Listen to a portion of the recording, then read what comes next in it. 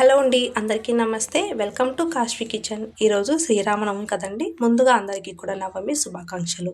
ఈ నవమి సందర్భంగా దేవుడి దగ్గర పెట్టుకునే నైవేద్య ప్రసాదాలు ఎలా ప్రిపేర్ చేసుకోవాలనేది ఈరోజు మన వీడియో. సో వీడియో అయితే చాలా ఎక్కువ లెంత్ ఏమి ఉండదండి, చాలా సింపుల్గా చూపించేస్తాను. ఈ ప్రసాదాలు ప్రిపేర్ చేసుకోవడం కూడా చాలా త్వరగా అయిపోతుంది. మరి వీడియో అయితే ఎక్కడ స్కిప్ చేయకుండా చివరి వరకు చూడండి. మరి ఈ నైవేద్యాలు ఎలా ప్రిపేర్ చేసుకోవాలో ఇప్పుడు చూసేద్దాం. ముందుగా 3 బౌల్స్ అయితే తీసుకోండి. ఒకటి వడపప్పు కోసం, ఒకటి పానకం కోసం, ఒకటి చల్మిడి కోసం. ముందుగా అర గ్లాసు పెసరపప్పు అయితే తీసుకొని ఒక గ్లాస్ వరకు వాటర్ వేసుకొని నానబెట్టుకోండి. తర్వాత అర గ్లాస్ వచ్చేసి బెల్లం పౌడర్ వేసుకొని ఒక గ్లాస్ వాటర్ వేసుకొని నానబెట్టుకోండి.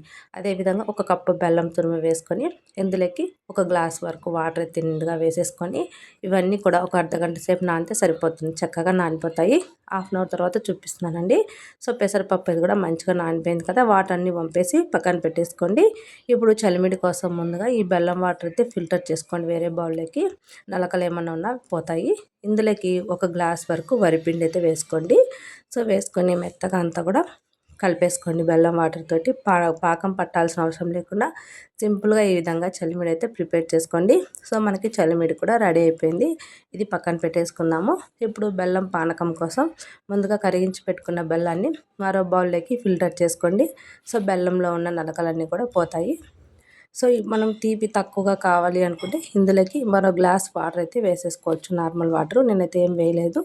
ఇందులోకి యాలకుల పొడి కొద్దిగా వేసుకొని కలిపేసుకున్నాను. మనకి బెల్లం పానకం కూడా రెడీ అయిపోయిందండి. ఈ పానకంలో కొంతమంది మిరియాల పొడి కూడా వేసుకుంటారు. నచ్చితే వేసుకోవచ్చండి, లేదంటే స్కిప్ చేయొచ్చు. ఈ విధంగా ఒట్టిగా తాగేసినా కూడా చాలా రుచిగా ఉంటుంది.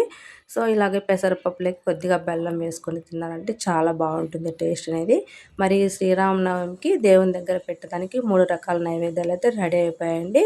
మరి వీడియో చూసారు కదండి, చాలా సింపుల్గా మనం ఇంట్లో ప్రిపేర్ చేసుకునే నైవేద్యాలు. మరి మీరు కూడా ఈ శ్రీరామనవమికి నైవేద్యాలు అయితే ట్రై చేయండి. మరి మన వీడియో నచ్చితే వీడియోకి చిన్న లైక్ ఇచ్చి మీ ఫ్రెండ్స్ అండ్ ఫ్యామిలీ మెంబర్స్ కూడా షేర్ చేయండి. ఇలాంటి వీడియోస్ కోసం ఛానల్ సబ్స్క్రైబ్ చేసుకోండి. Thank you for watching.